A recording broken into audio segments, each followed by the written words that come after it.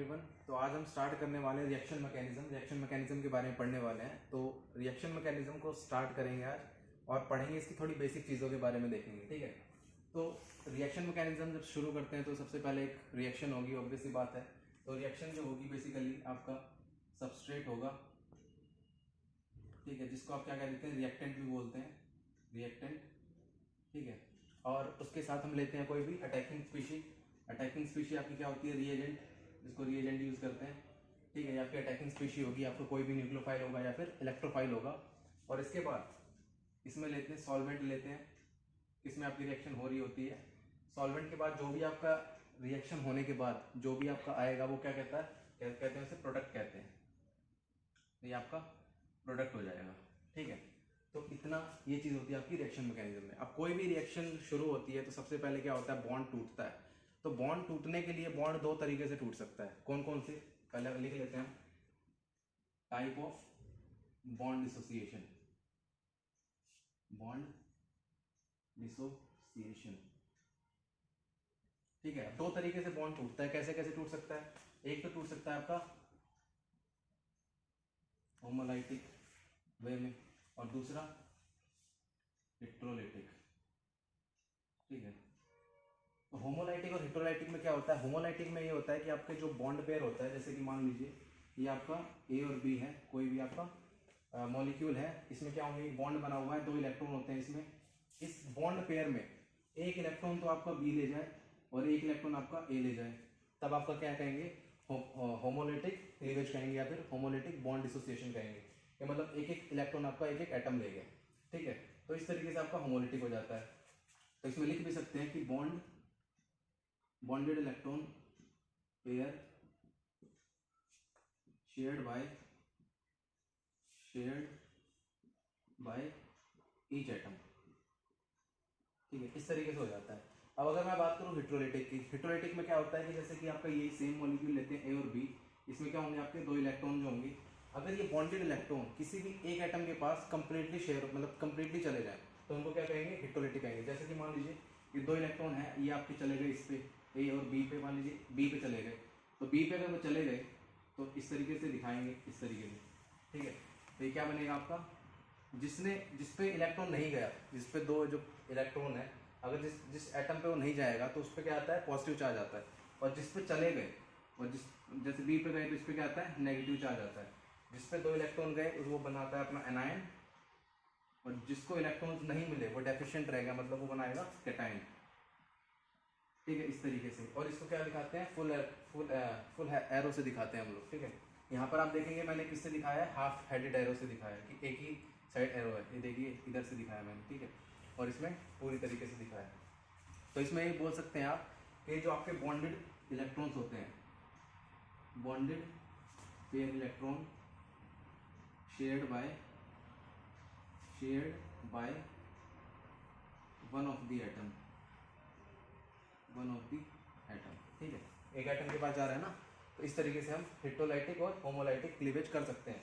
और देखिए यहाँ पर जो आपने बनाया था, यहाँ पे क्या बन सकता है, यहाँ पे जब एक एक इलेक्ट्रॉन ले लेंगे दोनों तो बनाएगा, एक तो ये बना लेगा इस तरीके से, ठीक है। एक ने क्या बना लिया, दोनों ने रेडिकल बना लिया, इसने भी एक इलेक्ट्रॉन ले लिया, इसने भी एक इलेक्ट्रॉन ले लिया। यहाँ पे देख सकते हैं, यहाँ पर एक इलेक्ट्रॉन है, ठीक है। कौन से वाले, बॉन्डेड, जो बॉन्डेड पेयर वाले इलेक्ट्रॉन थे।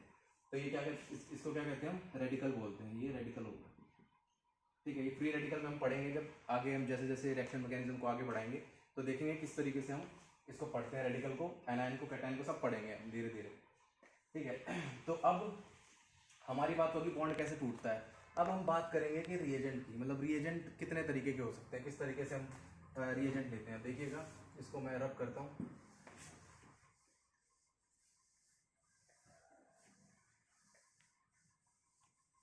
देखिएगा। तो अब मैं लिखता हूँ टाइप ऑफ रिएजेंट के, ठीक है, टाइप ऑफ रिएजेंट्स। देखिए रिएजेंट को हम तीन तरीके से हम ले सकते हैं, इलेक्ट्रोफाइल ले सकते हैं, न्यूक्लियोफाइल ले सकते हैं और रेडिकल की फॉर्म में ले सकते हैं। कैसे, देखिएगा। और तीनों को पढ़ेंगे कि इलेक्ट्रोफाइल क्या होता है, न्यूक्लियोफाइल क्या होता है, रेडिकल क्या होता है, किस तरीके से वो अटैक करता है, सारी चीज़ें हमें इसमें देखनी है, ठीक है। तो पहला मैंने ले लिया इलेक्ट्रोफाइल, ठीक है, और दूसरा ले लिया मैंने न्यूक्लियोफाइल, और तीसरा मैंने ले लिया रेडिकल। ठीक है, अब देखिए पहले हम इलेक्ट्रोफाइल की बात कर लेते हैं। इलेक्ट्रोफाइल क्या होता है बच्चों, देखो इलेक्ट्रोफाइल जो होता है आपका इलेक्ट्रॉन डेफिशिएंट स्पीशी होती है, इलेक्ट्रॉन डेफिशिएंट स्पीशी होती है। ठीक है, इलेक्ट्रॉन डेफिशिएंट मतलब उसको इलेक्ट्रॉन की कमी होती है उसमें, और इलेक्ट्रॉन की अगर उसमें कमी होगी तो ऑब्वियस सी बात है कि इलेक्ट्रॉन को क्या करना चाहेगा, वो अपनी तरफ लेना चाहेगा। ठीक है, तो ये इलेक्ट्रॉन डेफिशिएंट स्पीशी होती है। आपकी एग्जांपल के तौर पर अगर मैं बोलूँ, एग्जांपल जितने भी आपके पॉजिटिव चार्ज होते हैं, या फिर ये लिखिए एग्जांपल से पहले एक और पॉइंट लिख लीजिए ताकि आपको और क्लैरिटी आएगी कि ये it could be positive charge और न्यूट्रल भी हो सकते हैं और पॉजिटिव चार्ज भी हो सकते हैं। जैसे एग्जांपल अगर मैं बोलूँ तो कोई भी आपका एग्जांपल लेंगे, जैसे कि CH3 पॉजिटिव और आपको कुछ भी ले लीजिए पॉजिटिव चार्ज, जिस पे आपके पॉजिटिव चार्ज होगा, जैसे कि आपका X पॉजिटिव कर लीजिए। X क्या होता है आपका, हेलोजन होता है, तो X पॉजिटिव आपका इलेक्ट्रोफाइल होगा क्योंकि इसके ऊपर पॉजिटिव चार्ज है। अगर मैं न्यूट्रल की बात करूँ, न्यूट्रल में आपका BH3, ठीक है, BH3 आपका क्या होता है, इलेक्ट्रॉन डेफिशिएंट होता है। कैसे होता है कि अगर मैं B की बात करूँ इलेक्ट्रॉनिक कॉन्फ़िगरेशन की, तो ये होती है 1s2, 2s2 और 2p1 होती है। ठीक है, इसमें आप देखेंगे अगर मैं P में भरूँ इलेक्ट्रॉन्स तो इस तरीके से भरे जाएंगे, और ये 2s के में अगर भरूँ तो 2s में ये हो जाएगा आपका, और 2p में आपका इस तरीके से हो जाएगा। 2p में 1 इलेक्ट्रॉन है। अभी इसके क्या है, ये आपके ऑर्बिटल्स खाली है, तो यहाँ पर जो है आपके ऑर्बिटल खाली होने की वजह से क्या है, यहाँ पे इलेक्ट्रोफाइल की तरह बिहेव करता है, क्योंकि ये इलेक्ट्रॉन अपने इसमें एक्सेप्ट कर सकता है, इसलिए आपको इसको क्या कहते हैं, इलेक्ट्रॉन डेफिशिएंट स्पीशी कह सकते हैं। ठीक है, उसी तरीके से अगर मैं बात करूँ SO2 की, तो इसमें भी क्या होता है, ये भी SO2 भी क्या होता है आपका इलेक्ट्रॉन डेफिशिएंट होता है। इसके पास भी d ऑर्बिटल खाली होती है, अपने इलेक्ट्रॉन्स को इसमें आने की परमिशन मिल सकती है इसको। ठीक है, तो ये आपके इस तरीके के आपके इलेक्ट्रोफाइल होते हैं। अगर मैं इसकी बात करूँ, लुईस एसिड होते हैं, लुईस बेस होते हैं। तो देखो जो भी इलेक्ट्रॉन होता है आपका जो एक्सेप्ट करना जानता है या चाहता है, तो वो सारे लुईस एसिड होते हैं। ठीक है, लुईस एसिड मतलब इलेक्ट्रॉन को अपने एक्सेप्ट करना चाहते हैं, तो ये क्या होते हैं, लुईस एसिड होते हैं। ठीक है, अगर मैं बात करूँ न्यूक्लियोफाइल की, तो न्यूक्लियोफाइल क्या होते हैं, ये जब आपका रिएजेंट की तरह काम करेगा, मतलब अटैकिंग स्पीशी होगा, जो ये जो होते हैं आपके इलेक्ट्रॉन रिच होते हैं, इनके पास इलेक्ट्रॉन की भरमार होती है, बहुत सारे इलेक्ट्रॉन होते हैं, इसलिए आसानी से आपका ये अटैक कर सकते हैं किसी पे भी। ठीक है, तो देखिए इलेक्ट्रॉन रिच होते हैं, और अगर मैं बात करूँ इस पर चार्ज कौन सा हो सकता है, इट कैरी या इट पोजेस, कौन सा चार्ज होता है, नेगेटिवली चार्ज हो सकते हैं, नेगेटिवली चार्ज, क्योंकि नेगेटिवली का मतलब क्या होता है, उसके पास इलेक्ट्रॉन है। ठीक है, और इलेक्ट्रॉन होगा तो वही आसानी से आपका अटैक कर सकते हैं, तो इट कैरी नेगेटिवली चार्ज और न्यूट्रल भी हो सकते हैं। ठीक है, अगर मैं बात करूँ एग्जाम्पल की, तो एग्जाम्पल की अगर मैं बात करूँ तो क्या होगा, एग्जाम्पल में नेगेटिवली चार्ज की अगर मैं बात करूँ तो कोई भी आपके नेगेटिवली चार्ज कुछ भी ले लीजिए, Cl नेगेटिव ले लीजिए, आपका काम करेगा किस तरीके से, न्यूक्लियोफाइल की तरीके से।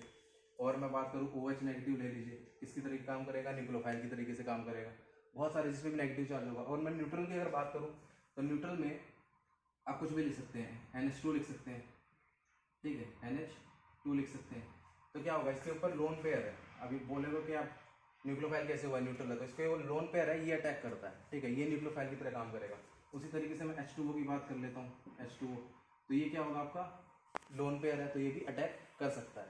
ठीक है, इतनी तो बात होगी आपकी इलेक्ट्रोफाइल और न्यूक्लियोफाइल की। अब न्यूक्लियोफाइल में एक पॉइंट और है कि लुईस एसिड होंगे या लुईस बेस होंगे। तो लुईस एसिड तो आपके इलेक्ट्रोफाइल थे, अब इसके पास इलेक्ट्रॉन की भरमार है, इलेक्ट्रॉन रिच है, जो भी इलेक्ट्रॉन रिच होता है वो क्या करता है, अपने इलेक्ट्रॉन को देना चाहता है। ठीक है, उसको मतलब जो भी आपका रिएजेंट हो, सॉरी आपका जो सबस्ट्रेट होगा उसको इलेक्ट्रॉन देना चाहेगा। ठीक है, तो क्या करता है, ये अपना लुईस बेस होते हैं ये। ठीक है, अब मैं रेडिकल की बात करता हूँ। रेडिकल क्या होते हैं, रेडिकल आपके ऑड इलेक्ट्रॉन स्पीशीज होती है, ऑड इलेक्ट्रॉन स्पीशीज होती है। ठीक है, having odd electron species, having electron, ये यूज सकते होते हैं electron deficient species, electron deficient species.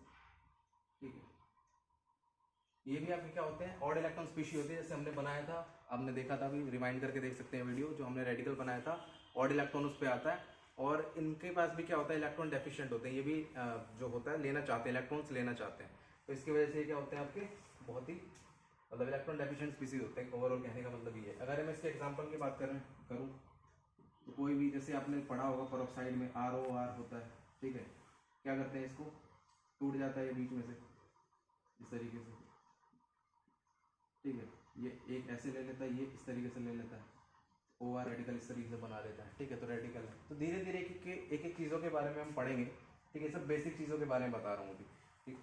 तो इतनी चीज़ आपको समझ में आ गई होगी, क्या होते हैं इलेक्ट्रोफाइल, क्या होते हैं न्यूक्लियोफाइल, क्या होते हैं आपके रेडिकल, ठीक है। अब मैं न्यूक्लियोफिलिसिटी की बात करूँगा, न्यूक्लियोफिलिसिटी कैसे होती है, ठीक है। तो आगे बढ़ते हैं, हम लोग आगे बढ़ते हैं।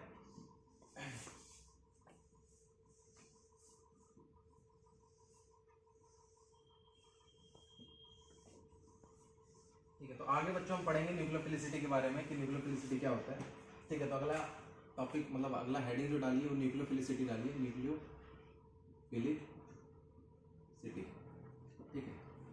क्या होता है न्यूक्लियोफिलिसिटी कि कोई भी, मतलब आपका, जैसे कि पहले डेफिनेशन लिखते हैं इसकी, tendency to give electron pair to electron deficient carbon, ठीक है। Tendency to give electron pair to electron deficient carbon, तो कोई भी आपका कार्बन जो डेफिशिएंट होगा उसको क्या करेगा, अपने इलेक्ट्रॉन पेयर को डोनेट कर देगा और उसकी इलेक्ट्रोफिलिसिटी को कम कर देगा, ठीक है, उसकी इलेक्ट्रोफिलिसिटी को डिक्रीज कर देगा। तो देखिए इसमें क्या होता है कि ये आपने डेफिनेशन देखिए, मैं अगर बात करूँ इसकी, फैक्टर कौन कौन से फैक्टर होते हैं जो इसको अफेक्ट करते हैं, फैक्टर्स अफेक्टिंग न्यूक्लियोफिलिसिटी, देखिए। तो फैक्टर की अगर बात करूँ जो आपकी न्यूक्लियोफिलिसिटी को आपको, मतलब जैसे है कम करते हैं, ज़्यादा करते हैं, अगर बात करूँ तो पहला अगर मैं बात करूँ तो इलेक्ट्रोनेगेटिविटी की,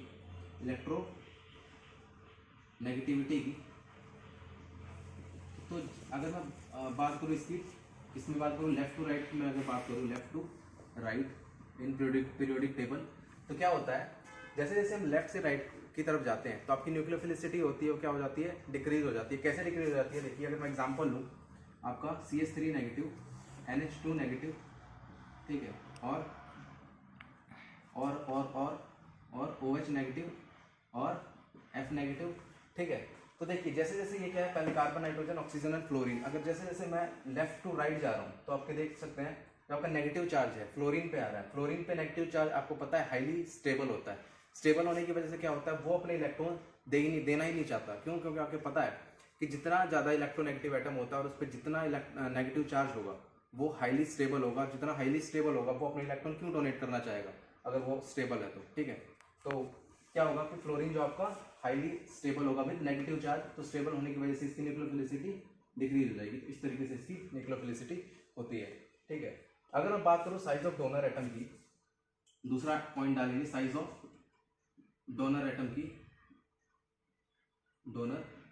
की, तो क्या करेंगे, टॉप टू बॉटम में बात करते हैं इसकी, ठीक है। टॉप टू बॉटम की बात करते हैं तो टॉप टू बॉटम आपको पता है शेल्स बढ़ रही हैं, साइज बढ़ रहा है, साइज बढ़ रहा है, पोलराइजेबिलिटी इंक्रीज हो रही है, पोलराइजेबिलिटी इंक्रीज हो रही है, तो आपकी जो आपकी न्यूक्लियोफिलिसिटी है वो भी क्या हो रही है, इंक्रीज हो रही है। देखिए साइज जो है इंक्रीज हो रहा है, ठीक है।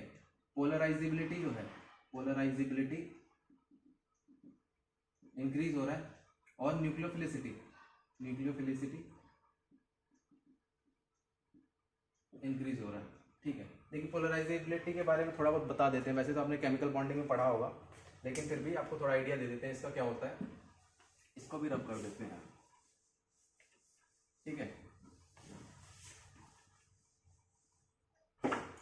ठीक है। देखिए क्या होता है कि जो आपका, अगर मैं बात करूँ इसकी, मान लीजिए आपका कोई कटायन है, ठीक है। अब कटायन है आपका कोई एनायन, अगर ये एनायन होगा आपका, ठीक है, ये जितना छोटा होगा, मान लीजिए फ्लोरीन है, क्लोरीन है, ब्रोमीन है, आयोडीन है, ठीक है। जितना छोटा एनायन होगा वो क्या होगा, न्यूक्लियस के बहुत ज़्यादा करीब होगा। जितना ज़्यादा करीब होगा तो इस कैटायन को, इस एनायन को खींचने में बहुत ज़्यादा मतलब एनर्जी लगेगी, और बहुत ज़्यादा एनर्जी लगेगी तो इसको क्या करेगा, पोलराइज नहीं कर पाएगा, मतलब डिस्टॉर्ट नहीं कर पाएगा। वहीं मैं आई नेगेटिव को ले लूँ तो बहुत ही ज़्यादा बड़ा एनायन होता है, मतलब न्यूक्लियस के बहुत ज़्यादा दूर होता है, और ये आसानी से दूर होने की वजह से क्या होता है, पॉजिटिव चार्ज नेगेटिव चार्ज को आसानी से क्या करता है, खींच लेता है। तो इसमें क्या होती है, अट्रैक्शन होती है। अट्रैक्शन होने की वजह से जो ये नेगेटिव ये वाला है आपका, ये क्या होता है, थोड़ा सा इस तरीके से डिस्टॉर्ट होना शुरू कर देता है, इस तरीके से, ठीक है, इस तरीके से डिस्टॉर्ट हो जाता है। तो इसमें को कहते हैं पोलराइजेबिलिटीज में आ गई है, ठीक है। तो इस तरीके से आपका अगर ये पोलराइजेबिलिटीज में आ गई है तो न्यूक्लियोफिलिसिटी भी आ जाएगी, ठीक है। न्यूक्लियोफिलिसिटी क्यों आ जाएगी, क्योंकि न्यूक्लियस से ऑब्वियस सी बात है दूर जाएगा तो आसानी से अपने इलेक्ट्रॉन डोनेट कर पाएगा, वरना सारे इलेक्ट्रॉन कौन ले लेगा, न्यूक्लियस के पास रह जाएंगे, ठीक है। तो न्यूक्लियस होल्ड करके रखेगा। तो इस तरीके से हम देखते हैं। अब देखिए, अगर मैं बात करूं तीसरे वेक्टर की, तो तीसरा वेक्टर होता है बच्चों जो नेगेटिव, जो जितने भी इलेक्ट्रॉन रिलीजिंग ग्रुप होते हैं, वो न्यूक्लियोफिलिसिटी को, electron releasing group increases nucleophilicity increases, ठीक है। जैसे जैसे इलेक्ट्रॉन रिलीजिंग ग्रुप बढ़ते हैं न्यूक्लियोफिलिसिटी बढ़ती है। क्यों, अगर मान लो मैं अगर किसी मान लो ये न्यूक्लियोफाइल है, जैसे कि एग्जांपल लेते हैं, जैसे कि ये है CH2 नेगेटिव, ठीक है। इस पर अगर मान लो मैं एक जगह तो OH लगा देता हूँ, ठीक है, और एक जगह लगा देता हूँ Cl लगा देता हूँ, CH2 नेगेटिव, ठीक है। अब मैं एक जगह OH लगा दिया, एक जगह Cl लगा दिया, ठीक है। न्यूक्लियोफाइल आपका ये होगा क्योंकि इस पर नेगेटिव चार्ज है तो न्यूक्लियोफाइल होगा। अब इसको अटैक कब अच्छे से कर पाएगा, जब ये खुद न्यूक्लियोफाइल होगा।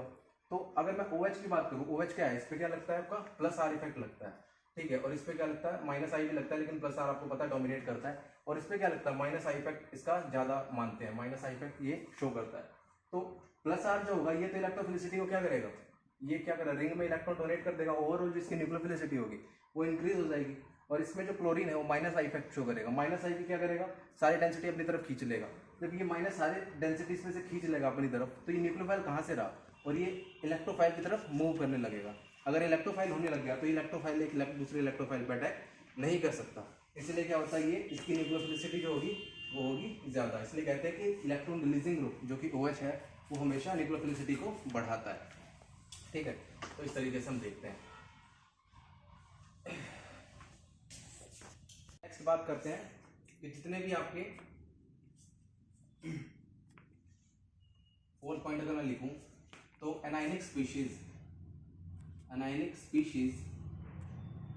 आर मोर न्यूक्लियोफिलिक देन आपके देन इट्स पेरेंट एटम। कहने का क्या मतलब है बच्चों, देखना कि कोई भी आपकी एनायनिक स्पीशी होती है वो अपने पेरेंट एटम से ज़्यादा न्यूक्लियोफिलिक होती है, ठीक है। किस तरीके से, मान लो मैं लेता हूँ एक एग्जांपल लेता हूँ, एक H2O लेता हूँ, ठीक है। ये आपका क्या है, न्यूट्रल स्पीशी है। अगर मैं इसको अनायनिक फॉर्म में डेवलप कर दूँ तो ये क्या होगा, OH नेगेटिव होगा। कैसे बना होगा, जैसे कि आपका OH2 है, इसने क्या किए होंगे, H पॉजिटिव रिलीज किया होगा, इस पर अपने नेगेटिव चार्ज दे गया होगा, ठीक है। तो H पॉजिटिव ये निकल गया होगा यहाँ से इस तरीके से, ठीक है। तो अब देख सकते हैं पहले से इसके पास कितने लोन पेयर थे इसके पास, ठीक है। तो न्यूक्लियोफाइल था ये, लेकिन अब इसके पास लोन पेयर के साथ साथ क्या हो गया, नेगेटिव चार्ज आ गया। क्यों, क्योंकि जो हाइड्रोजन के साथ ऑक्सीजन ने बॉन्ड बनाया हुआ था वो इलेक्ट्रॉन भी कहाँ चले गए, ऑक्सीजन पे चले गए। अब ऑक्सीजन पे जाने के बाद क्या होता है, इसकी न्यूक्लियोफिलिसिटी बढ़ गई है, इसके पास ज्यादा इलेक्ट्रॉन आ गया। और जब ज्यादा इलेक्ट्रॉन आ गया तो ये बहुत तेजी से रिएक्शन करेगा और बहुत तेजी से इलेक्ट्रोफाइल पे अटैक कर देगा। तो इसलिए आपका OH नेगेटिव आपका इससे ज्यादा न्यूक्लियोफिलिक होता है। उसी तरीके से मैं अगर बात करूं NH3 की, ठीक है, और इसकी क्या होगा NH2 नेगेटिव, ठीक है। तो ज्यादा न्यूक्लियोफिलिक कौन होगा, ये होगा, उसी तरीके से ये होगा, ठीक है। इस तरीके से हम देखते हैं, ठीक है। इतनी सी बात। अब देखिए, अब तो पांचवा फैक्टर आता है आपका स्टेरिक हिंड्रेंस का। कौन सा आता है, स्टेरिक हिंड्रेंस का, ठीक है। देखिए स्टेरिक हिंड्रेंस क्या फैक्टर, मतलब क्या करता है, न्यूक्लियोफिलिसिटी को घटाता है बढ़ाता है, क्या करना चाहिए आपके अकॉर्डिंग। देखिए जितनी ज़्यादा स्टेरिक हिंड्रेंस होगी, ठीक है। अगर मान लीजिए मेरे को कहीं जाना है, मेरे को अगर मतलब मान लीजिए मेरे को यहाँ से आगे आपकी तरफ जाना है, ठीक है। अब 10 बंदे मेरे आजू बाजू खड़ा कर देंगे और मैं आपकी तरफ पहुँच पाऊँगा, नहीं पहुँच पाऊँगा। वही अगर कोई भी बंदा नहीं हो ना, कोई बिल्कुल खाली हो, तो मैं आसानी से आपकी तरफ आ सकता हूँ। वही 3-4 बंदे खड़े कर दें, इधर भी कर दिए, इधर भी कर दिए, इधर भी कर दिए, तो क्या करना, उनको हटाना पड़ेगा। उनको हटाने के लिए तब मैं आपके पास पहुंच पाऊंगा। उसी तरीके से इसमें भी होता है।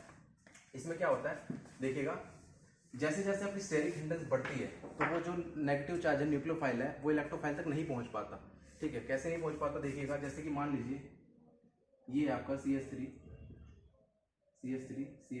ठीक है। यहाँ पर क्या है, CH3 तीन मिथाइल बल्कि ग्रुप्स हैं।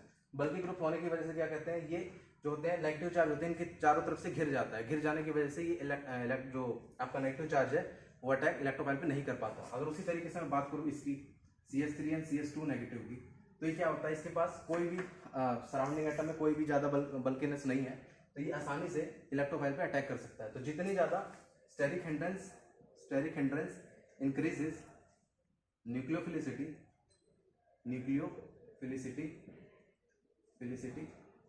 डिक्रीजेस। ठीक है, इस तरीके से देखते हैं। ठीक है, अब आखिरी फैक्टर है बच्चों एम्बिडेंट लिगेंड का। ठीक है, वो और देखिए। ठीक है, इधर ही बता देते हैं इसको रब करके।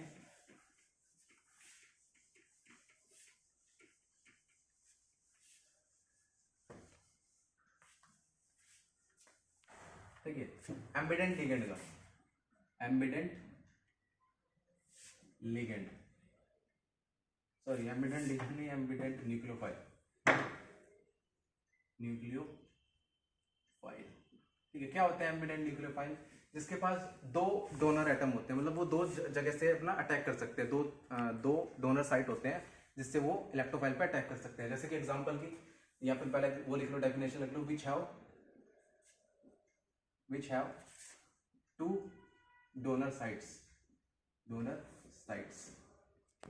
ठीक है, एग्जांपल NO2 नेगेटिव ले लो, ठीक है, Cl नेगेटिव ले लो। ठीक है, तो ये आपके क्या होते हैं, एम्बिडेंट लिगेंड होते हैं। तो आज इतना ही पढ़ेंगे। अब आने वाले वीडियोस में क्या करेंगे, इसके थोड़ा आगे मतलब आगे चलेंगे और हम स्टार्ट करेंगे कुछ नए टॉपिक के साथ।